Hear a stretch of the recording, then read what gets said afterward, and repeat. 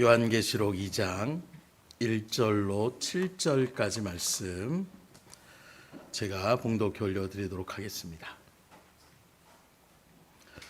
에베소 교회의 사자에게 편지하라.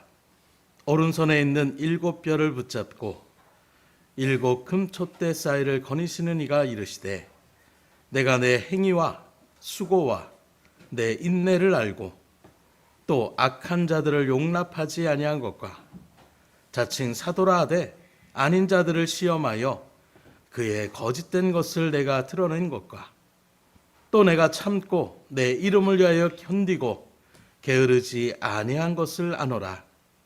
그러나 너를 책망할 것이 있나니 너의 처음 사랑을 버렸느니라. 그러므로 어디서 떨어졌는지를 생각하고 회개하여 처음 행위를 가지라. 만일 그리하지 아니하고 회개하지 아니하면 내가 내게 가서 내 촛대를 그 자리에서 옮기리라.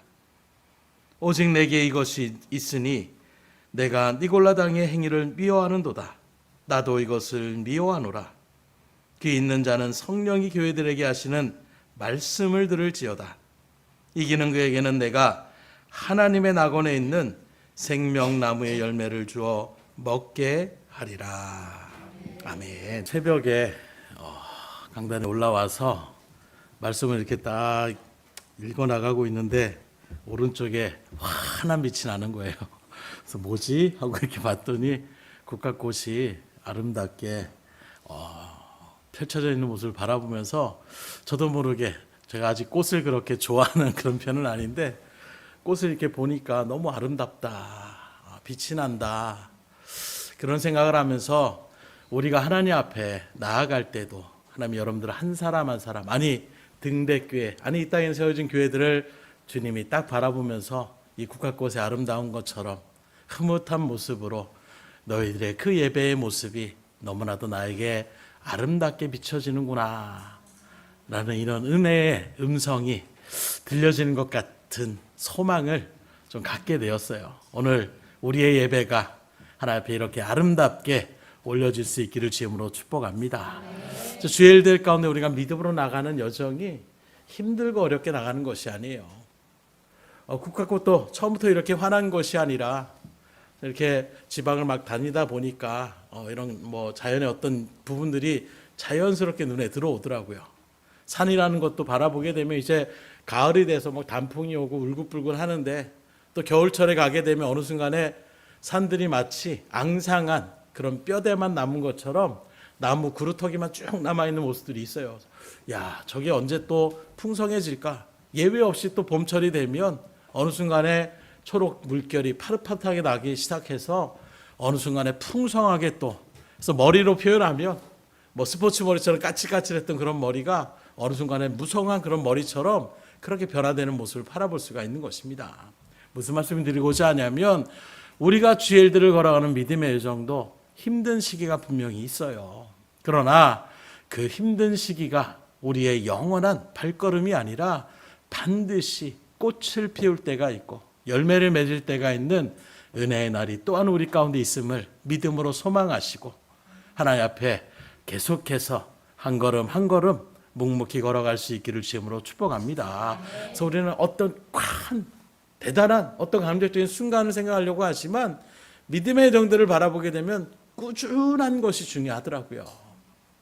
아마 여러분들도 그런 경험이 있을지 모르겠지만 어떤 음식점을 갔다가 여기 참 맛있다라고 생각을 해가지고 계속해서 이제 시간이 됐을 때에 그 음식점을 계속 방문하게 돼요. 그런데 어느 순간이 되면 그렇게 맛있었던 음식이 질이 좀 떨어지는 것처럼 느껴지고 양이 적어지고 또 어떤 나타나는 일들에 대한 모습들이 불친절하게 보여지게 되는, 처음엔 그러지 않았는데 뭔가 유명세를 타고 또 이렇게 되게 되면 어느 순간에 처음에 그런 모습들이 아닌 얼굴을 찌푸리게 하는 이런 모양들이 나타나게 되어져서 처음엔 풍성하고 맛도 좋고 그래서 참 친절해서 갔는데 어느 순간에 친절함도 없고 분주하다는 여러 가지 일들의 무슨 모습들 분명히 있겠지만 어떤 음식의 질도 떨어지는 이런 모습들을 바라볼 때에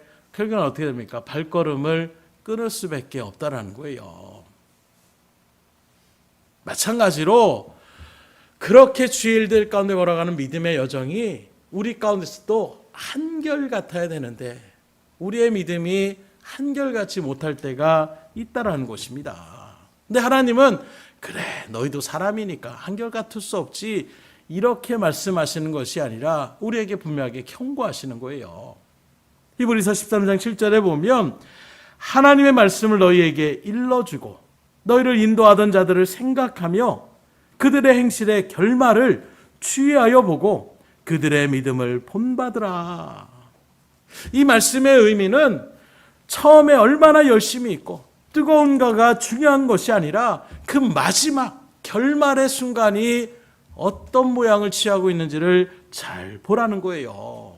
곧 끝까지 믿음이 처음의 마음과 자세를 유지하며 나가는 것이 중요하다는 것을 우리에게 증거하고 있습니다. 세상에서도 그런 말 하잖아요. 끝날 때까지 끝난 게 아니다. 마지막의 결과물이 우리 가운데 나오는 거예요. 아시안게임에서도 우리가 아는 것처럼 마지막 결승점을 다 통과하지 않았는데 먼저 승리의 그런 세레모니를 하다가 메달을 갖다 색깔이 바뀌게 되는 이런 모습들을 우리가 바라보지 않습니까? 끝날 때까지 끝난 게 아니에요.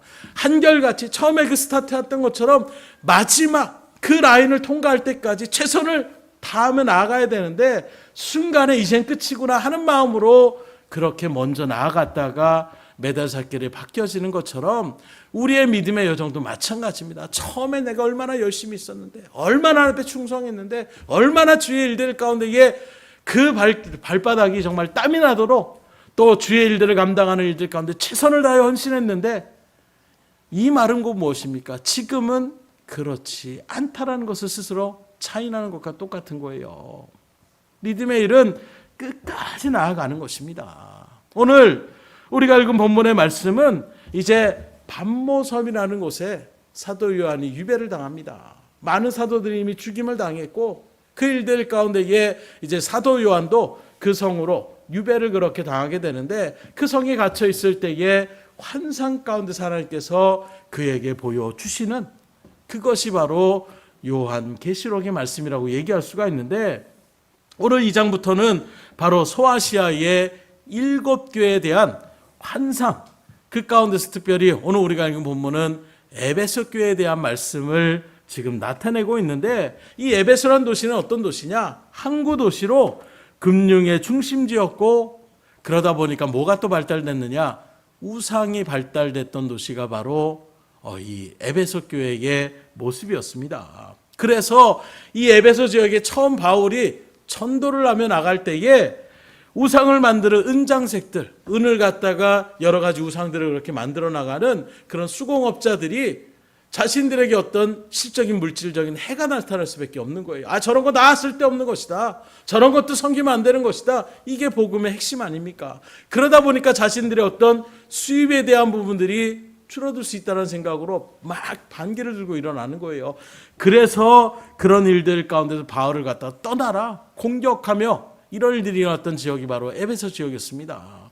그 속에서 바울은 물러나지 않습니다. 복음을 증거하며 나가는 그 담대함의 일들 가운데에 하나님이 함께 하시고 표적과 기사를 나타내는 그 모습 속에서 어떤 변화가 일어나느냐? 거기에는 수많은 마술을 그렇게 행해서 사람들의 눈을 속이며 나가는 그런데 오늘날의 어떤 그런 마술과는 다른 예수님 당시에 그런 마술들이 한 것은 쉽게 말하면 어떤 무속신앙에 가까운 그런 모양들을 얘기하고 있는 것입니다. 그래서 눈속임 정도가 아니라 어떤 악한 영의 여러 가지 일들 가운데 나타나는 이런 것들이 접목되는 것이 그 시대적인 상황 가운데에 마술이라고 얘기할 수가 있는 거예요. 그런 일들 가운데 사람들을 속이고 사람들에게 어떤 어려움과 이런 것들을 줬던 사람들이 자신들의 어떤 고서라고 할 수 있는 그런 책을 가지고 다 나와서 불사릅니다. 그건 어떤 행위를 나타내고 있느냐? 이제 우리가 사람을 속이고 악한 영들의 살펴는 일들 가운데서 벗어나서 이제는 온전히 하나님을 믿는 믿음의 사람으로서의 삶을 살겠습니다 하는 마음의 다짐으로 자신들에게 가장 중요한 그런 책자라고 할 수 있는 그런 서적들을 갖다가 다 가지고 나와가지고 불을 태워가지고 그렇게 세워진 교회가 바로 에베소 교회라고 얘기할 수가 있는 거예요. 후에 아볼로나 디모데나 브리스길라나 아굴라 믿음의 굵직굵직한 일들 가운데에 초대교회에 큰 영향을 끼쳤던 이런 사람들이 이 에베소에서 사역을 했다는 것을 바라볼 때에도 이 에베소 교회가 외적으로 바라보게 되면 수많은 회심과 말씀의 훈련을 잘 받았고 말씀에 대한 지식도 풍부한 그런 교회였음을 우리가 바라볼 수가 있는 것입니다. 그러니 말씀으로 또 수적으로 여러 가지 하나님의 일들 가운데 영성이나 이런 것들이 굉장히 뜨거웠던 교회가 바로 에베소 교회였다라는 거예요. 그런데 문제는 바로 무엇이냐? 그 뜨거움이 쭉 가는 것이 아니라 어느 순간에 식어져 버렸다라는 거예요. 하나님에 대한 말씀에 대한 사모함이 있고 하나님에 대한 간절함이 있었고 하나님에 대한 열심이 있었던 그 마음이 어느 순간에 점점점 규모가 커지고 조직화되고 수많은 사람들이 모여 있다 보니까 첫 마음을 다 잊어버리게 됐다라고 얘기하고 있는 거예요. 곧 뜨겁게 이제 기도하지 않습니다. 분주한 가운데서 마르다처럼 지금 다른 것들의 신경을 더 쓰고 나가는 이런 모양을 취하는 거예요. 뜨겁게 봉사하지 않고 뜨겁게 찬송하지 않고 뜨겁게 말씀을 사모하며 나가는 이런 마음의 자리를 잃어버리게 된 것입니다. 바로 이때에 주님께서 사도 요한을 통하여 에베소 교회에게 말씀하신 것이 오늘 본문의 내용이에요. 1절의 말씀을 다시 보니까 에베소 교회의 사자에게 편지하라. 오른손에 있는 7뼈를 붙잡고 7 금촛대 사이를 거느시는 이가 이르시되 이렇게 표현하고 있습니다. 좀 계시록은 약간의 어떤 그런 상징적인 표현들을 많이 쓰고 있는데 그런 모습에서 여기 에베소 교회의 사자는 바로 에베소 교회 전체를 얘기하고 있는 거예요. 교회의 원뜻이 바로 무엇입니까? 건물이 교회가 아닙니다. 예수를 믿음으로 영접한 그 사람들의 모임이 바로 교회라고 얘기하고 있는 거예요. 그런 일들 가운데에 오늘 이렇게 우리가 모여있는 이 모임 자체도 그래서 교회라고 지칭할 수가 있는 것이고 한 사람 한 사람이 어떤 자리에 있든 주의 일들 가운데 믿음으로 나아간다라면 그 한 사람 한 사람이 바로 믿음의 교회라고 얘기할 수가 있는 것입니다. 그런데 오늘 말씀을 바라보게 되면 오른손에 7뼈를 붙잡고 7 촛대 사이를 지나시는 이가 계시다 이렇게 얘기하고 있는데 바로 이 교회들을 지금 붙잡고 가시는 분 예수 그리스도를 지금 상징적으로 지금 표현하고 있는 거예요. 계속해서 본문에 바라보니까 먼저 주님께서는 이 에베소 교회를 뭐라고 하느냐? 칭찬하십니다. 2절부터 3절에 보니까 내가 내 행위와 수고와 내 인내를 알고 또 악한 것들을 용납하지 아니한 것과 자칭 사도라 하되 아닌 자들을 시험하여 그의 거짓된 것을 내가 드러낸 것과 또 내가 참고 내 이름을 위하여 견디고 게으르지 아니한 것을 아노라. 얼마나 칭찬받을 만해요. 말씀을 사모하고 약한 자들의 그런 어떤 일들 가운데에 선 진리를 훼손한 사람들을 용납하지 않습니다.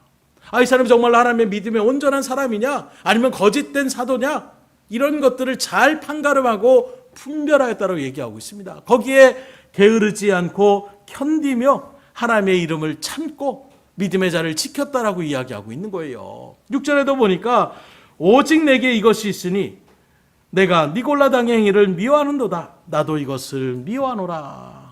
여기 니골라당은 바로 이단적인 사역을 나타내고 있는 사람의 모임들을 얘기하고 있습니다. 본래 이 니골라는 어디에 등장하느냐? 사도행전의 6장에 나타나고 있어요. 바로 사도들을 세우며 나아가는 일들 속에서 교회에 수가 많아지게 되니까 거기에 또 헬라파 사람들과 히브리파 사람들로 분류가 되기 시작하는 거예요. 그러다 보니까 구제의 어떤 사역들을 도움을 주며 나아가는데 히브리파 사람들이 자기 히브리 사람들에게만 먼저 계속 도움을 주며 나아가는 이런 일들이 나타나니까 헬라파 사람들이 막 원성이 나타나는 것입니다. 교회라는 것 자체가 화목이 일어나고 서로가 사랑으로 교제하며 나가야 되는데 어느 순간에 구제의 이 좋은 은혜의 일들을 감당하면서 사람들 가운데 이 알력이 나타나기 시작하는 거예요. 이 모습을 사도들이 하나님의 은혜 가운데 바라볼 때 옳지 않다. 그래서 이 일들을 전담적으로 할 수 있는 사람들을 세우자. 그래서 성령이 충만하고 말씀에 또 사람들에게 인정받은 사람 7사람을 갖다 그렇게 택해서 집사의 직분을 그렇게 맡기게 되는데, 그 집사의 직분 가운데 쭉 열거되는 사람들 가운데 한 명이 바로 니골라라는 사람이었어요. 이방인의 어찌 보면 헬라파 쪽에 그렇게 세워졌던 이 니골라가 오늘 계시록의 말씀 가운데 나타나게 되면 그런 처음 어떤 믿음의 일들 가운데 서지 못하고 삐뚤어진 신앙에 서서 오히려 하나님의 복음을 이런저런 일들 가운데 잘못 전하며 나아가는 이런 모양을 취하고 있는 것, 이 모든 것들을 에베소 성도들이 그것을 거부하고 미워했다라고 이야기하고 있는 것입니다. 이렇게 에베소 교회는 주님께 칭찬받을 만한 것들이 많이 있는 교회였어요. 그리고 말씀에 보면 주님께서 뭐라고 합니까? 내 행위를 인정한다라고 얘기하고 있습니다. 다른 사람들이 뭐라고 해도 나는 너희들의 행위를 알고 있고 그 행위가 참 옳게 보인 것을 분명히 내가 인정하고 있다. 우리 등대교회도 이렇게 인정받을 수 있기를 주님으로 축원합니다. 사람들에게 인정받지 못할지라도 하나님께 인정받는다라면 그것이 우리 가운데 충만한 기쁨이 될 수 있으셔야 돼요. 여러분들 한 사람 한 사람의 신앙의 발걸음도 마찬가지입니다. 혹시 남편이, 아내가 또는 주변의 사람들이 뭐라고 할지언정 하나님께 인정받는다라는 그 믿음의 모습이 여러분들 가운데 새겨지기를 주님으로 축복합니다. 그때 힘이 나는 거예요. 사람들이 몰라줘도 하나님이 나와 함께 사는 그 믿음이 있을 때에 요셉은 흔들리지 않잖아요. 형제들에게 버림받고 어려운 가운데 놓여 있을지라도 하나님은 나를 버리지 않고 그 하나님이 나와 함께 있다라는 그 믿음이 있을 때에 그는 그 모든 일들을 아름답게 이뤄나가는 믿음의 사람으로서의 모습을 잃어버리지 않는 것처럼 오늘 우리 등대교회가 여러분들 믿음의 발걸음이 그와 같을 수 있기를 주님으로 축원합니다. 그래서 사람들, 이 세상 일들을 바라보면 참 안타까운 것이 사람들의 어떤 그 말 한마디에 상처 입어가지고 잘못된 선택들을 하며 나아가는 이런 모습이 너무나도 안타까워요. 적어도 우리는 그런 사람들의 말에 이리 휘둘리고 저리 휘둘리지 않기를 주님으로 축원합니다. 그런데 이렇게 칭찬받고 하나님 앞에 인정받았던 에베소 교회를 향한 주님의 책망이 있다라는 거예요. 4절의 말씀을 다시 보면 그러나 너를 책망할 것이 있나니 너의 처음 사랑을 버렸느니라. 많은 칭찬받은 것들이 있는데 그러나 그 일들 가운데 너희들에게 책망할 것이 있다는 것입니다. 그게 바로 무엇이냐? 처음 사랑을 버렸다라는 거예요. 와신상담이라는 단어를 여러분들 아실 거예요. 그 유래를 바라보게 되면 오나라와 월나라는 이 초안지 시대 가운데 이게 추추전국 시대에 그런 일들이 벌어지게 되는데 전쟁을 막 벌입니다. 그러다가 그 전쟁 가운데서 오나라가 그 일들 가운데서 함렬하는 왕이 죽음을 당하고 죽어가면서 자기 아들 푸차에게 이야기를 하는 거예요. 꼭 복수해라. 그래서 이 일들 가운데서 왕이 된 푸차가 그 아버지의 그 유언을 잊지 않고 언제나 장작더미에서 잠을 자면서 이것을 잊지 않으려 노력을 합니다. 후에 다시 오나라하고 월나라하고 다시금 전쟁을 벌였는데 이번에는 오나라가 그 일들 가운데 승리하게 되고 월나라의 왕이었던 구천이 포로로 잡히게 되는 거예요.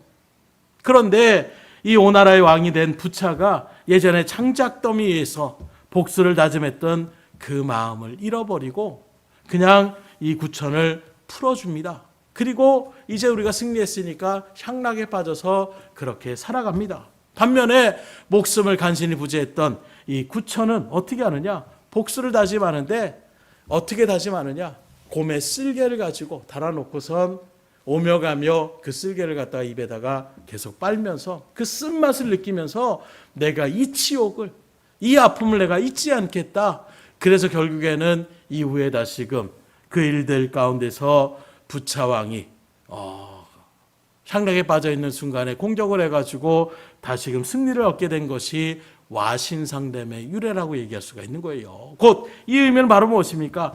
마음먹은 것을 이루려 하기 위해서는 스스로를 단금질하는 거예요. 채찍질하면서 그 일들 가운데서 그 마음을 잃어버리지 않겠다는 것이 바로 와신상담의 말이라는 거예요. 무슨 말씀 드리고자 하냐면 우리가 처음에 나갔던 어떤 문제에 대한 부분들을 해결받기 위해 나아갔던 그 마음들을 시간이 지나게 되면 잊혀지기가 쉬운 거예요. 그래서 어떤 국정의 일들도 요새 바라보게 되면 어떤 큰 이슈가 터집니다. 그럼 막 난리가 나요. 몇 달 동안 막 난리가 납니다. 그런데 어느 순간에 점점 뉴스가 잦아들고 그러다 보면 어떻게 됩니까? 어느 순간에 그런 일들이 있었나? 물론 기억에 남는 여러 가지 일들도 있지만 그 마음도 처음에는 막 어떻게 저는 이런 마음이 있다가 어느 순간에 그 마음이 점점 사라지게 되는 이런 모습을 우리가 바라볼 수가 있어요. 그러다 보니까 여러 가지 영화의 소재로서도 국민들이야 이런 사건 터뜨리고 좀 시간 지나면 다 잊어버립니다. 이런 얘기들이 공견하게 그렇게 얘기하는 이유들을 우리가 바라보게 돼요. 마찬가지입니다. 우리가 마음을 먹었을 때에 열심을 하다니 내가 그 일들을 잊지 않고 하나님의 은혜 가운데 서겠다라는 이 마음을 우리가 끝까지 갖고 나가면 얼마나 좋겠어요. 그런데 그 마음을 갖다가 잊어버릴 때가 너무나도 많이 있다라는 거예요. 유지하기가 쉽지 않습니다. 그래서 누가 그래요? 정상을 올라가기까지는 쉽지만 그 정상을 지키는 것은 쉽지 않다. 이런 얘기들을 합니다. 왜 그렇습니까? 그 목표를 바라보면서 나아가는 그 마음으로 나아갈 때는 되지만 그 자리에 딱 서게 되면 어느 순간에 그 목표였던 그 마음을 잃어버리게 되니 금방 그 일들 가운데 또 무너지는 이런 모습들이 있다라는 거예요. 바리새인들의 열심도 마찬가지였습니다. 나라를 잃어버렸어요. 평생 예루살렘은 안전할 줄 알았습니다. 하나님의 성전이 있는 이 성만큼은 결코 무너지지 않을 줄 알았어요. 그래서 계속해서 선지자를 통하여 하나님의 성전이 있는 것이 중요한 것이 아니라 그 말씀대로 살아가는 것이 중요하다는 것을 계속 선포하지만 듣지 않습니다. 그러다가 정말로 나라가 완전하게 무너지게 돼요. 그리고 바벨론으로 포로로 끌려가게 됩니다. 그때 그 말할 수 없는 충격을 느끼게 됩니다. 이스라엘 백성들은 지금도 그래요. 우리는 하나님께 택한 백성이다. 이 세상에 70억에 가까운 사람들이 있지만 그런 많은 인종들이 어떤 사람이 됐든 우리하고는 차원이 틀리다라는 거예요. 우리는 하나님께 직접 선택받은 사람이라는 거예요. 이 마음이 그들의 어떤 신앙의 삶의 중심입니다. 그랬던 그들이 하나님의 무너지지 않을 것 같은 예루살렘이 완전하게 무너지게 되고 포로로 나라가 잃어버리게 되는 이런 일들 가운데 나타나니까 그때야 충격을 크게 받고 그리고 그랄 강가에서 바벨론 강가에서 통곡하며 울기 시작하는 거예요. 우리가 하나님의 말씀을 진작에 들을 걸. 그저 거기에 있으면 안전할 줄 알았는데 하나님의 뜻을 어그러뜨리면 그 아무리 견고한 예루살렘이라도 하나님의 그 성전이 있어도 무너질 수밖에 없다는 것을 그들이 뼈저리게 느낍니다. 그걸 느끼게 되니까 어떻게 하느냐? 말씀으로 돌아가자는 거예요. 성전이 중요한 게 아니라 하나님의 뜻대로 살아가는 것이 중요하다. 그럼 하나님의 뜻을 먼저 알아야 되는데 그러면 어떻게 해야 되느냐? 말씀을 읽고 묵상해야 되는 거예요. 그리고 그 말씀을 지켜 행하는 것입니다. 그렇게 해서 생긴 것이 바로 회당이에요. 그래서 지금도 이스라엘 백성들은 계속해서 그런 회당 가운데서 말씀을 그렇게 낭독하며 그렇게 같이 그 일들 가운데에 묵상하며 그 말씀을 같이 나누는 이런 시간들을 갖게 되는데 이런 일들 가운데에 우리가 말씀을 갖다가 대충 지키면 안 되지. 정확하게 더 열심을 지켜야지. 그래서 어떤 십계명의 말씀들을 갖다가 십계명으로 끝나는 것이 아니라 거기에 추가적으로 이런저런 일들 가운데 붙여가지고 나타내서 613가지의 세부 조항을 또 만들어내는 거예요. 철저하게 지키겠다라는 거예요.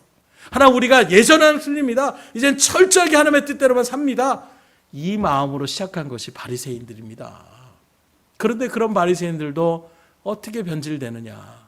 사람들의 존경을 받고 어떤 물질적인 풍요가 생기고 사람들의 여러 가지 일들 가운데 그런 모습을 나타내게 되니까 그 열심히 있던 마음이 어느 순간에 변질돼서 사람들에게 비춰지는 모습으로 나아가려고 하는 거예요. 사람들에게 칭찬받고 어떻게 하면 물질을 내가 더 긁어 모으고 이런 마음의 자리 가운데에 서게 되는 모습들 결국은 어떻게 됩니까?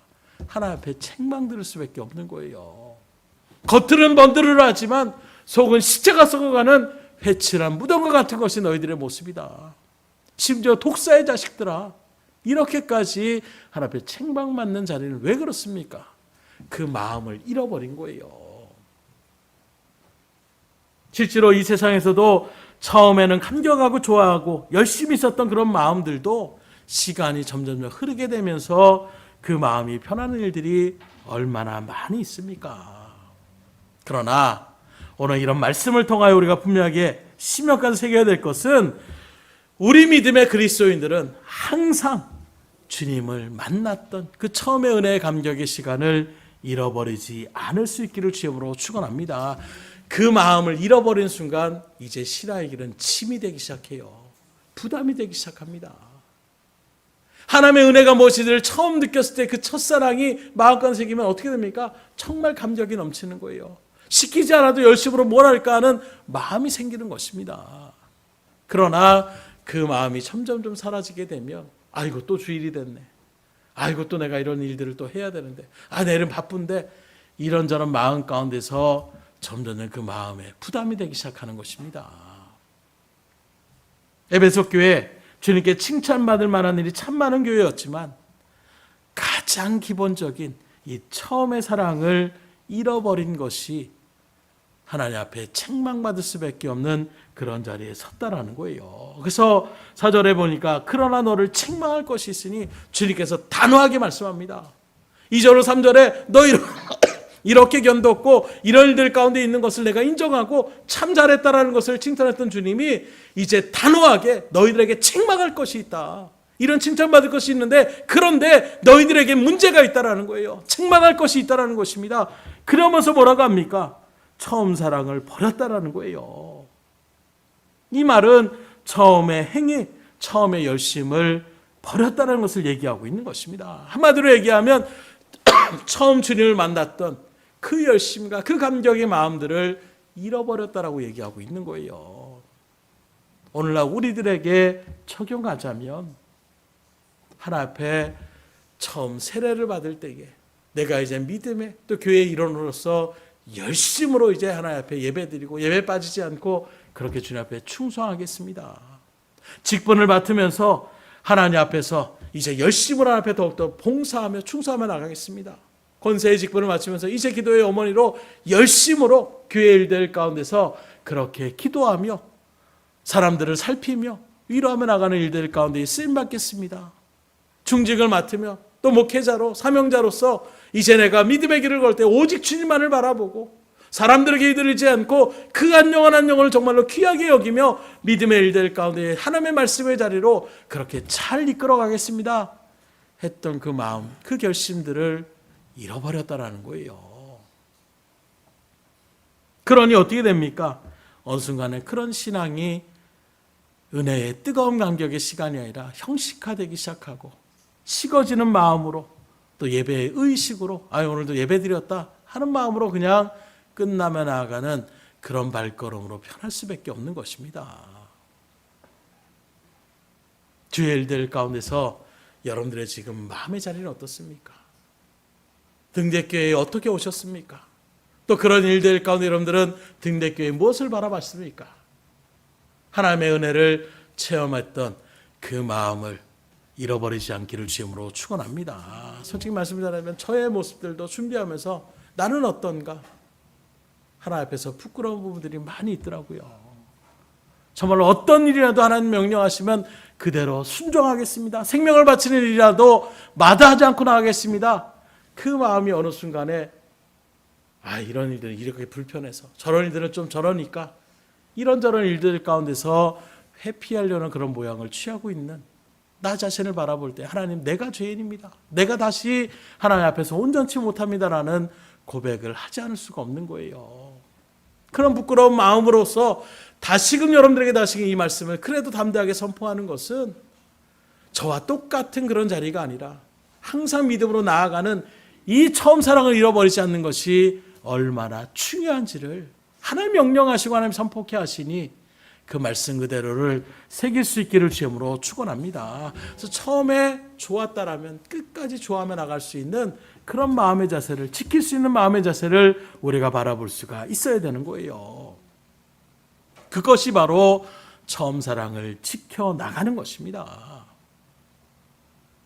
오늘 우리 가운데서도 처음 사랑을 버렸다라는 것은 한편으로는 뭘 얘기하고 있느냐? 그런 의미로 바라볼 때에 처음의 결단을 잃어버렸다는 뜻을 얘기하고 있어요. 앞서 말한 것처럼 내가 세례를 받았으면, 내가 이제 직분자가 됐으면, 권사가 됐으면, 집사가 됐으면, 장로가 됐으면, 목회자가 됐으면 이제는 어떻게 하겠다? 나름대로의 어떤 다짐을 가지고 경건한 그 예식 가운데서 믿음의 성도들 앞에서 그렇게 하나님 앞에서 믿음으로 결심하며 그렇게 나아갔던 그 마음, 그 결심이 어느 순간에 흐지부지 되었다는 것을 이야기하고 있는 거예요. 사실 우리가 하나님 앞에 직분을 받고 주님의 교회를 섬기며 구원받는 것에 나아가는 그 모든 일들에 대한 감사와 감격의 발걸음으로 그 일들을 이뤄나가는 것, 이게 바로 우리의 신앙의 여정이라고 얘기할 수가 있는 거예요. 그런데 이러한 모든 일들을 마치 못해서, 할 수 없어서, 남의 눈치가 보여서 남들이 하니까 겨우겨우 따라가는 것처럼 그렇게 나아가다 보면 그것은 어느 순간에 하나님을 향한 그 처음의 사랑을 잃어버린 것과 똑같은 것입니다. 내가 어떠한 자세로 봉사하고 어떠한 자세로 하나님 앞에 헌신하고 어떠한 자세로 하나님 앞에 믿음으로 나아가겠다라고 했는데 어느 순간에 그 마음을 다 잃어버렸다라는 것, 너 왜 그렇게 변질되었느냐 하는 것이 지금 주님의 책망의 말씀이라는 거예요. 부부 사이도 바라보세요. 남녀 간의 사이도 처음 뜨겁게 사랑할 때에는 그 먼 거리가 웬 말입니까? 돈이 무엇이 중요합니까? 어떤 것이라도 다 해줄 것 같은 그런 열정적인 마음으로 나아갔던 그 발걸음이 결혼을 하며 나아갔을 때에 보통 우리가 얘기할 때 신혼하면 어떻게 합니까? 야, 3개월 정도가 신혼이야. 이런 얘기들이 왜 공경에 나오느냐? 3개월 동안은 정말 뜨거운 것 같아요. 그런데 어느 순간에 이제 처음에 바라봤던 그런 사랑의 눈빛이 세상 말로 얘기하면 눈꺼풀이 벗겨지기 시작합니다. 그러면 여기에 마음에 안 드는 것이 돌출되기 시작하고 저게 또 마음에 부딪힘이 나타나고 그러다 보면 어느 순간에 그 일들 가운데 이게 그래서 10년, 20년 그렇게 살아가는 분들 가운데서 어떻게 지금도 남편 사랑하세요? 부인 사랑하세요? 아이고 정으로 사는 거죠. 이런 얘기들을 목회자들끼리 만날 때도 참 그런 말씀 많이 해요. 근데 다 그런 것은 아니더라고요. 오히려 사랑의 마음이 점점 더 커지며 나아가는 그런 발걸음을 갈 때에 보기에도 참 좋은 거예요. 억지로 나아가 보십시오. 뭔가 둘 사이에 뭐 딴 사람들하고 막 얘기해 교제하며 나갈 때는 막 묻다가 북일 딱 가면 갑자기 얼굴이 확 굳어지게 되면 그 모습을 바라볼 때 어떤 모습이겠어요? 사랑으로 뜨겁게 나갔던 그 마음의 첫사랑이 그 사랑이 사라지게 되면 남편은 그저 돈을 벌어주는 어떤 기계에 불과한 모습으로 아내는 그저 자녀들을 키우며 나아가는 살림살이 의미에만 그렇게 매여 살게 되면 그 인생은 짜증날 수밖에 없는 거예요. 교회도 마찬가지입니다. 하나님이 나를 이렇게 하나님 앞에 부족한 죄인을 용서하시고 사랑으로 품어주셔서 하나님의 자녀의 권세를 부여하여 주시고 은혜의 백성, 구원의 백성으로 삼아주셨던 그 감격, 우리를 위하여 내가 당해야 될 그 고난과 모진 고난에 있는 그 십자가에서 오히려 주님께서 나를 위하여 채찍에 맞고 살이 찢기며 피를 흘리고 죽음을 당하시는 그 보혈의 공로로 나를 살려주셨다라는 이 은혜의 감격이 우리 가운데 사라지게 되면 그 다음부터는 힘들기 시작하는 거예요. 또 모여야 돼. 또 이 일들을 해야 된다고. 또 이렇게 충성하라고. 또 헌신하라고. 이런 마음들이 우리 가운데 이제 그만해도 되지 않는가? 이런 일들의 마음이 생기면 그 신앙의 여정은 그 다음부터 힘들 수밖에 없는 거예요. 다른 사람이 아니라 오늘 여러분들의 마음은 어떻습니까? 혹 처음 사랑을 버렸다라는 이 주님의 말씀이 오늘 저 여러분들을 향한 어미의 책망의 말씀은 아닌지,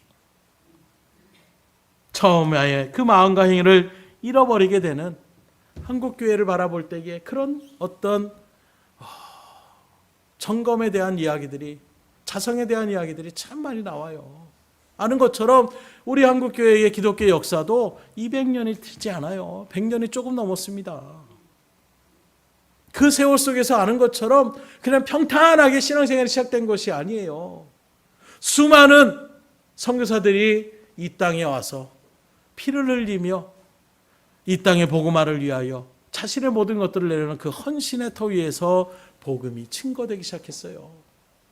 그리고 저희 기독교회에 그 말씀을 드렸을 때에 특별히 세국정체처럼 우리 나라의 그 안에 이방인들을 갖다가 받아들이지 않으려고 하는 그런 중심스러운 사회에서 머리 색깔도 틀리고 눈 색깔도 틀리고 언어도 틀리는 그런 사람들이 와서 전하는, 그리고 그들이 믿는 다른 어떤 신을 갖다가 받아들인다라는 것, 이건 매국노와 같은 그런 마음의 가짐의 시대가 바로 우리가 처음 번영을 달던 조선시대의 그런 모습이었어요. 그래서 믿음의 사람으로 그렇게 나아가면 나라를 팔아버릴 것 같은 매국노처럼 그렇게 여기는 일들 속에서 죄인들에게 주는 먹물을 새기며 죄인 취급을 당하고 한순간에 가지고 있었던 모든 재산을 몰수당하며 나아가는 이런 일들 가운데에 그 각오를 가지고 신앙이 시작된 것이 이 땅의 복음이었습니다. 그런 모든 것을 각오하고 생명을 걸고 모든 것을 잃어버릴 것을 각오하고, 그럼에도 불구하고 나는 하나님이 좋아서 그 예수님의 사랑과 그 십자가의 은혜가 무엇인지를 아는 그 감격 가운데 이게 가만히 있을 수 없어서 복음을 증거하며 나가서 그 복음이 흐르고 흘러서 오늘 우리에게까지 복음이 흘러 들어온 거예요. 그런 일들 가운데 7, 80년대, 90년대까지 교회가 정말 하나님의 역사 가운데 크게 부흥을 합니다. 여기저기에 십자가가 일어섭니다. 교회들이 이렇게 세워집니다. 사람들이 막 들끓습니다. 산으로 강으로 모여서 기도하고 흩어지면 전도하며 나가는 이런 발걸음들의 뜨거움의 역사가 있었습니다. 지금은 없어졌지만 저 여의도 광장에 수백만의 사람들이 모여서 나라와 민족을 위해 기도하며 나갔던 뜨거움이 있었어요. 믿지 않았던, 기독교를 같이 그 일들 가운데 서지 않았던 사람들도 나라와 국민을 위해서 저렇게 기도하는구나 안 하고 기독교를 인정할 정도였습니다. 그랬던 우리의 그 믿음의 발걸음이 오늘날에는 어떻게 변질됩니까?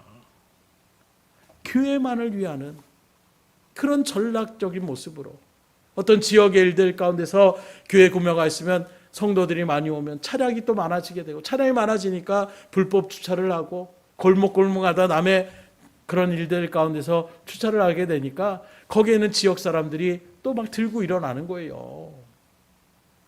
그런 모습 속에서 교회가 양보를 하고 그래 섬김의 일들 가운데 나가는 그런 마음은 다 없어집니다. 마치 세상과 교회의 전쟁이다.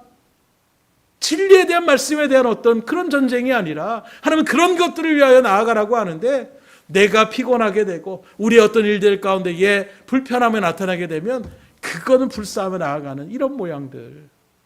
그러다 보니까 세상이 바라보는 모습이 어떻게 됩니까? 교회가 무슨 사랑이 있습니까? 자기들만 아는 이기적인 집단으로 그렇게 전락하게 되고, 거기에 불을 끼얹듯 교회의 어떤 부조리적인 모습들, 또 사역자들의 어떤 잘못된 그런 모습들이 비춰지면서 완전히 이제는 땅바닥에 떨어지는 거예요. 왜 이런 일이 벌어집니까? 세상이 약해서요? 물론 그것도 있겠지요. 그러나 교회 자체가, 또 사명자들, 또 믿음의 직분을 받은 우리 모두 한 사람 한 사람이 하나님의 빛이 되는 모습을 나타내야 되는데, 어느 순간에 그 처음 사랑을 잃어버리고 내 삶을 주장하고 하나님을 위해 살아가겠다는 그 마음은 저 멀리 던져버리고 나를 위해서 살아가겠다는 마음으로 다시금 세상의 사람들과 조금 더 변하지 않는, 이 세상도 자기를 위해 살아가는 그 마음 가지고 나갈 때에 무슨 그 일들 가운데서 빛이 나타나고 짠맛을 나타내는 소금의 역할을 감당하겠습니까? 그래서 주님 우리에게 분명히 말하잖아요. 맛을 잃어버린 소금이 되면 안 되는 것입니다. 그 말은 무엇입니까? 소금이라는 모양은 있어요. 교회는 날입니다. 나름대로 예배를 드립니다. 그런데 맛이 없어요. 맛을 잃어버렸습니다. 그 말은 그리스도인다운 그 믿음의 모습으로 나아가지 못하는 거예요. 일주일에 한 번, 두 번, 몇 번은 교회를 나가서 예배를 드리고 기도하지만 정작 삶의 모습에서는 세상 사람들과 똑같은 그런 발걸음으로 나아가는 이 모습 속에서 무엇이 세상에서 그 짠맛을 통하여 부패를 방지하고 여러 가지 일들 가운데서 음식의 어떤 일들을 더 풍미롭게 만들어가는 이런 일 가운데 쓰임받을 수가 있겠어요. 맛을 잃어버리면 어떻게 됩니까? 땅에 버려서 발에 밟힐 뿐이라고 얘기하고 있는 거예요. 무가치한 존재로 야 너희들은 그냥 땅이나 돈도 가게 단단하게 하는 그런 일들 가운데 그냥 쓰임만 받아 하는 정도의 모습. 오늘날 이 시대가 그렇게 세상에 비춰나가고 있잖아요. 왜 그렇습니까? 처음 사랑을 잃어버린 것이기 때문에, 구원의 감격을 잃어버리고 하나님의 십자가의 은혜를 잃어버리고 나를 향한 주님의 그 말씀의 사명을 잃어버릴 때에 우리는 세상으로부터, 하나님으로부터 책망받고 손가락질 당할 수밖에 없음을 다시금 우리가 분명히 알아야 되는 것입니다. 사도행전 19장에 바라보게 되면 사도 바울이 에베소에 처음 갔을 때에 복음의 진리를 그렇게 모르는 12명의 사람에게 너희가 믿을 때에 성령을 받았느냐? 하나님의 어떤 은사의 일들 가운데에 분명한 체험이 있느냐, 경험이 있느냐, 이걸 물어봅니다. 그랬더니 그 사람들이 우린 그런 거 받은 적이 있습니다. 받은 적이 없습니다. 성령이 뭔지도 듣지도 못했습니다. 예수님께서 제자들에게 나 이제 너희들 떠난다. 제자들이 막 두려워합니다. 그때 그들에게 두려워할 필요 없다. 내가 가는 것이 너희들이 오히려 기쁩니다. 내가 가면 너희를 도와줄 성령이 너희 가운데 함께 하실 것이다. 그리고 교회가 세워진 그 초석이 뭐가 있습니까? 오순절 성령의 은혜를 받았을 때에 이제 그들이 권능을 받고 담대하게 복음을 전해서 세워진 그것이 바로 교회의 가장 처음의 모습이라고 얘기할 수가 있는 거예요. 그런 모습에서 그 일들 가운데 에베소 지역에 성령을 받았느냐? 말씀을 알고 예수님 내가 믿음으로 영접했다라고 하지만 정작 그 일들 가운데 주의 말씀에 대한 의미도 제대로 받지 못하는 이런 일들 가운데 있는 모습. 그래서 바울이 그들에게 성령이 이런 것이다 말씀하고 그들에게 세례 베풀었을 때에 성령의 은혜가 그들 가운데 임하게 되는 거예요. 그렇게 세워진 교회가 바로 에베소 교회인 것입니다. 그래서 그런 성령의 뜨거움이 있었어요. 방언이 터지고 예언을 증거하며 나아가는 영적인 놀라운 역사가 일어났습니다. 거기서 그리고 3년 반 동안 에베소를 떠나지 않고 사도 바울이 열심으로 목회를 하며 나갔을 때에 그리고 이제 타 지역으로 또 하나님의 부름 가운데에 복음을 증거하며 나가는 그 사도 바울을 갖다가 떠나보내면서 눈물을 흘리고 그 마음 가운데에 감격하면서 봉사와 희생의 마음 그리고 목회자를 사랑하며 나갔던 그 교회가 바로 에베소 교회였다는 거예요. 그런데 그런 에베소 교회가 하나님의 첫사랑을 잃어버리고 첫 은혜의 그 모든 것들을 잃어버리게 되니 하나님 앞에 책망을 들을 수밖에 없는 것입니다. 우리 등대교회도 여러분들이 아는 것처럼 뜨거움의 역사들이 얼마나 많이 일어났습니까? 하나님이 쓰임받는 일들 가운데서 하나님이 함께하여 주시는 거예요. 복음을 증거하고 복음을 나타내고 영혼을 사랑하는 일들 가운데 마음을 다하니까 하나님이 거기에서 표적을 보여주시는 것입니다. 표적 자체가 중요한 것이 아니라 병을 고치는 것 자체가 중요한 것이 아니라 그 일들을 통하여 지금도 하나님은 살아계시다라는 것을 믿음 가운데 온전하게 새길 수 있기 때문에 그래서 하나님은 그런 표적과 기사를 우리에게 보여주시는 거예요. 그런 일들 가운데에 하나님 붙잡아 주시고 인도하셔서 30년이 넘게 하나님께서 이렇게 은혜 일들 가운데 세움받은 교회가 바로 등대교회인 것입니다. 그 마음을 잃어버리지 않기를 주임으로 축원합니다. 오늘 주님께서 너희 처음 사랑을 잃어버리지 않았느냐 이렇게 물으신다라면 어떻게 우리가 대답하겠어요? 그러면 우리가 어떻게 만약에 잃어버렸다라면 그 처음 사랑을 잃어버렸다라면 어떻게 그 처음 사랑을 회복할 수 있을까? 오전의 말씀을 다시 봅니다. 그러므로 어디서 떨어진 일을 생각하고 회개하여 처음 행위를 가지라.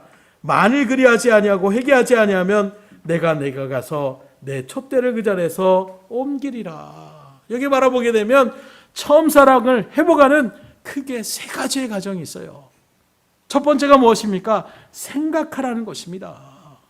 생각하라는 것은 뭘 얘기합니까? 어디에서 내가 이 첫사랑을 잃어버렸는지, 어디에서 내가 이 뜨거운 마음을 잃어버렸는지, 어디에서 하나님을 향한 이 믿음의 결단을 잃어버렸는지를 그 원인을 생각하라는 거예요. 이 원인을 찾는 것이 중요합니다. 그래서 모자라 이렇게 쉽게 나가는 것이 아니라 그 원인을 나갔다가 내가 왜 이렇게 됐지? 왜 이렇게 변질됐지? 왜 하나님을 향한 뜨거움이 내 가운데 없었지? 생각하며 나갈 때, 고심할 때에 그때 그것이 내 가운데에 분명하게 새겨지면 그 다음부터 고쳐나갈 수가 있는 거예요. 그런데 이 원인을 찾지 않고 이래서 그럴 거야. 대충 그런 일들 가운데 나가면 어떻게 되겠습니까? 예를 들어서 화장실에서 지금 물이 넘치고 있어요. 물이 넘치면 어떻게 됩니까? 소곡지를 먼저 잠그는 것이 첫 번째입니다. 물이 지금 물바다가 막 일어나가는데 아이고 물이 지금 넘치고 있는데 그러면 제일 먼저 할 게 뭐예요? 소곡지를 잠가야 되는 거예요. 그런데 소곡지는 닫지 않고 물이 넘치니까 바닥이 젖으니까 바닥을 막 닦고 있습니다. 그럼 어떻게 되겠어요? 원인을 찾지 못하는 것이 바로 이와 같은 거예요. 먼저 그 원인을 잠궈놓고 그 다음에 나머지 것들을 해야 되는데 원인은 그냥 계속 물은 계속 나오고 있고 바닥만 닦고 있다면 계속 바닥을 닦을 수밖에 없는 거예요. 왜요? 근본적인 원인이 그 일들 가운데 차단되지 않기 때문이에요. 그래서 먼저는 생각하셔야 되는 거예요. 내가 어디서부터 이 하나님에 향한 믿음의 열정을 잃어버렸는지를 생각할 수 있기를 주님으로 축원합니다. 정확하게 알아야 되는 거예요. 그래서 어떤 의사하고 할 때에도 문진이라는 것을 먼저 하는 이유가 무엇입니까? 그 사람의 병의 원인을 갖다가 먼저 찾아내려고 여러 가지 일들을 질문하는 것입니다. 두 번째는 뭐라고 합니까? 회개하라고 얘기하고 있어요. 문제를 알았습니다. 원인을 알았어요. 그 다음은 어떻게 합니까? 내 잘못을 인정하고 하나님 앞에 철저하게 회개하며 나아가는 것입니다. 이 회개라는 건 하나님 용서해 주세요. 이게 우리는 회개라고 생각하는데 이게 아닙니다. 회개는 마음을 고친다라는 의미예요. 아, 이런 마음이 있었는데 어느 순간 하면 뜨거운 열정에 처음 사랑을 잃어버리고 다시금 그런 대로 이 세상이 이런 마음을 나갔던 그 마음을 고쳐버리는 거예요. 다시금 하나님의 뜨거웠던 그 사랑의 자리 가운데로 돌아가는 것, 이게 바로 회개인 것입니다. 그런데 알고 가만히 또 나가는 사람들이 있어요. 이렇게 해야지. 내가 이건 문제지. 이렇게 해야 되는 거야. 생각은 그렇게 분명하게 했지만 정작 그쪽으로 돌아가지 않는 발걸음들이 또 의외로 많이 있어요. 그래서 참 세상 말로 하면 고집불통인 사람들이 있습니다. 얘기를 합니다. 이런 거예요. 이런 부분입니다. 맞아. 그런데 나는 못해. 참 답답할 수밖에 없는 거예요. 못 알아듣는 게 아닙니다. 이러이러합니다. 인정하시죠? 예, 맞습니다. 이렇게 해가지고 이제는 이렇게 해야 됩니다. 그래도 그건 싫은데요. 답이 없는 거예요. 제자리 걸음일 수밖에 없습니다. 오히려 우리의 신앙의 일들도 마찬가지예요. 알면 바꿔나가야 되는데 알면서도 바꾸지 않으면 어떻게 되겠어요? 생각하시고 회개할 수 있기를 주님으로 축원합니다. 세 번째로 마지막으로 다시 처음 행위를 가지라 얘기하고 있는 것입니다. 정말로 우리가 두려운 것은 만일 그 일들 가운데 생각해보니까 이게 원인이구나. 그러니까 내가 이제는 바꿔야지. 그리고 처음의 자리 가운데 돌아가야 되는데 돌아가지 않으면 그냥 방금도 얘기하니까 그런 일들이 있지. 하면서 우리가 웃음으로 이렇게 끝나면 얼마나 좋겠어요. 하나님이 그렇게 돌아가. 그래. 이렇게 넘어가면 좋겠어요. 근데 오늘 말씀을 잘 바라보십시오. 5절 하반절에 보니까 만일 그리하지 아니하고 회개하지 아니하면 내가 내게 가서 내 촛대를 그 자리에서 옮기리라. 결과가 무서움이 있다라는 거예요. 내 촛대를 옮긴다. 무슨 말을 하고 있습니까? 하나님께서 주셨던 은혜와 축복을 다 거두어 가신다라는 거예요. 한마디로 얘기하면 하나님께서 이제 신경 쓰지 않겠다라는 것입니다. 버리시겠다라고 얘기하고 있는 거예요. 얼마나 두려운 말씀입니까? 우리가 뭘 위해서 믿음으로 나아가고 있어요? 우리 가운데 믿음으로 확정인 것이 무엇입니까? 영원한 하늘나라의 소망이 없다라면 우리의 신앙은 힘들 수밖에 없어요. 세상의 어떤 일들을 바라보며 나가는 신앙의 일들, 그래서 세상을 바라보는 신앙의 자리 가운데 하나님이 그저 나에게 도움을 주시는 그런 존재로 나아가면 많이 넘어지고 많이 쓰러집니다. 지금 한국교회에 또 이 땅에 세우는 교회들이 또 성도들의 마음이 그래서 무너져요. 하나님 믿는데, 그래서 어떤 분들이 그런 얘기도 하더라고요. 이스라엘에 대한 복음 증거하며 그렇게 나아갔더니 지금 이스라엘 전쟁이나 일으키는 이런 일들 가운데 이야기하며 나가는 이 세상이 전부로 나아가는 그 범위 가운데 있다라면 우리 믿음의 생활은 힘들 수밖에 없어요. 원망과 불평이 나올 수밖에 없습니다. 가나안이라는 분명한 목적지가 있고 젖과 끓이는 흐르는 땅이 있다라는 것이 새겨지지 않으면 그 광야의 길 가운데에 원망이 나올 수밖에 없어요. 왜 물을 안 줍니까? 왜 지금 목마르게 합니까? 왜 먹을 것을 안 줍니까? 그 소망이 있을 때에 버티며 나갈 수가 있는 것입니다. 그렇기 때문에 우리가 주의 일들 가운데 나아가는 모습들도 마찬가지예요. 지금 촛대를 뺀다는 것은 그 구원의 소망이 끊어지는 것을 얘기하고 있습니다. 이것만큼 우리 가운데 어미의 책망의 경우가 어디 있겠어요. 그런데 더 불행한 것은 하나님께 이렇게까지 책망을 받고 돌아가라 기회를 주셨음에도 불구하고 이 에베소 교회 성도들은 회개하지 않습니다. 돌이키지 않아요. 처음 사랑으로 그 자리 가운데 나아가지 않는 모습, 결국은 어떻게 되느냐? 에베소 교회가 흔적도 없이 사라집니다. 지금도 뭐 터키나 어떤 성지들 이런 일들 가운데에 이 소아시아 지역의 에베소 교회 터도 남지 않는 그런 교회가 될 수밖에 없는. 왜요? 말씀대로 하나님의 말씀은 그냥 책망으로 끝나는 게 아닙니다. 아이고 못 알아듣네 하고 넘어가는 게 아니에요. 하나님께서 말씀하시고 내 촛대를 다른 데로 거두어가겠다. 만약에 그렇게 하지 않는 일들 가운데 서면 그렇게 하겠다는데 그렇게 돌이키지 않을 때 하나님은 거두어 가시는 분이에요. 그래서 하나님의 말씀을 우리는 사랑이 하나님이니까 다 용서해 주겠지. 물론 하나님은 한없는 용서로 우리를 붙잡아 주십니다. 그러나 그 하나님의 용서가 끝까지가 아니에요. 하나님의 말씀을 끝까지 내가 돌이키지 않고 내 고집대로 나아가면 결국엔 하나님의 이런 어미의 말씀이 우리 가운데 심판의 모습으로 나타날 수가 있는 것입니다. 그래서 하나님의 말씀, 은혜와 사랑이 넘치는 말씀도 있지만 저는 강조하고 싶은 것이 하나님의 말씀을, 어미의 말씀을 여러분들이 받아들이셔야 돼요. 그냥 듣고 흘릴 정도의 말씀이 아니라 이 하나님의 말씀이 얼마나 우리 가운데 이게 그대로 적용되어질 수 있다는 것을 분명하게 아시고 돌이킬 것이 있으면 돌이킬 수 있기를 주님으로 축원합니다. 그래서 주의 일들 가운데 바라보게 되면 요한복음 9장에 나면서부터 눈이 보지 않던 맹인을 예수님이 고쳐주십니다. 근데 처음에는 이 사람이 누가 나를 고쳐주는지 알지도 못했어요. 근데 바라보니까 예수라는 사람이 나를 고쳐주셨다는 것을 알게 됩니다. 그랬을 때에 다른 사람들이 와가지고 야 그런데 너 안식일에 그렇게 일들을 나타내는 것 이거 옳지 않다. 야 그 사람 믿지 말아라. 이렇게 얘기하니까 이 사람이 뭐라는 거야? 얘기를 하느냐? 내가 그 사람이 누군지 뭐 당신들이 얘기하는 것은 다 알았겠는데 그래도 나는 그 예수님을 믿겠습니다. 너 예수님 계속해서 믿느냐? 부모를 불러와서 물어봅니다. 이 사람 정말로 날 때부터 소경이 맞느냐? 너희들의 자식이 맞느냐? 그런데 왜 눈을 이렇게 뜨게 되었느냐?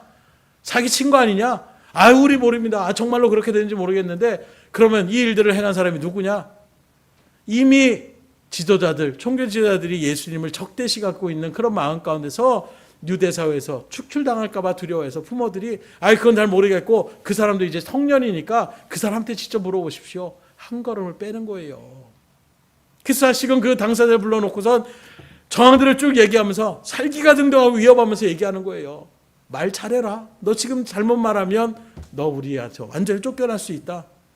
그 모든 것을 그 사람은 알고 있음에도 불구하고 나는 주님을 부인하지 않습니다. 그때 주님께서 다시금 그를 찾아오세요. 그를 위로하시고 격려하여 주십니다.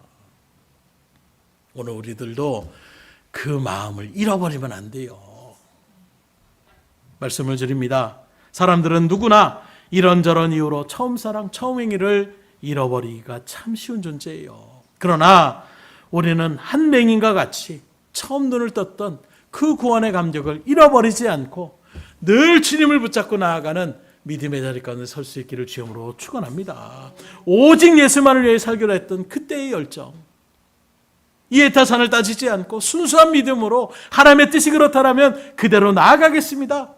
그리고 잘못된 일들 가운데 서면 그 말씀에 비추어서 회개하며 다시는 그런 자리에 서지 않고 하나님의 믿음의 사람으로 나아가겠다라는 찬양을 드리며 기도하며 나갈 때 그 은혜의 그 구원의 감격으로 정말 눈물을 흘리며 절절한 마음으로 하나님 앞에 찬양과 영광을 돌렸던 그때로 저놈들이 다시금 돌이키며 나아갈 수 있기를 주님으로 축원합니다. 기도하겠습니다. 할렐루야. 하나님 아버지, 주의 말씀 앞에 우리를 불러주신 하나님, 정말 하나님의 어미의 책망의 말씀을 듣습니다. 처음 사랑을 잃어버렸다라고 책망받았던 에베소 교회의 모습, 그러나 그 말씀이 오늘 말씀 앞에 선 나를 향한, 우리를 향한, 교회를 향한 주의 어미의 말씀은 아닌지 우리의 마음을 깨닫게 해주시고 주의 뜻 가운데에 정말로 이 말씀이 우리의 심령문을 두드린다라면 우리가 그 말씀 앞에 우리의 마음을 활짝 열고 잘못된 모습들을 분명하게 우리가 생각하며 돌이킬 것을 돌이켜서 다시금 처음에 그 사랑을 누렸던 그 구원의 기쁨과 은혜의 그 열정을 가지고 주의 일들 가운데 다시금 힘을 낼 수 있도록 인도하여 주시옵소서. 어느 순간에 세월이 지나고 나이가 들고 신앙의 연조가 생기면서 이런저런 일들 가운데 이럴 수도 있고 저럴 수도 있고 우리가 어느 순간에 세상과 너무나도 쉽게 타협하며 나아가는, 우리의 삶의 모습과 너무나도 하나님의 말씀을 타협하며 나아가는 그런 마음들 하나님 철저하게 돌이키라고 오늘 우리에게 어미의 말씀을 선포케 하여 주셨사오니 부족한 죄인부터 주의 일들 가운데 다시금 그 처음 사랑을 회복하게 하여 주시고 말씀 앞에 선 모든 주님의 귀한 백성들 다시금 그 처음 사랑의 은혜 가운데 믿음의 결단, 뜨거움의 열정을 주님께서 회복해 하여 주셔서 하나님 앞에 기도하기를 힘쓰게 하여 주시고 말씀 앞에 서게 하여 주시고 말씀대로 행하며 나갈 수 있도록 인도하여 주시옵소서. 모든 것을 주님 앞에 의탁드리오며 예수의 손 받들어 기도드렸사옵나이다. 아멘.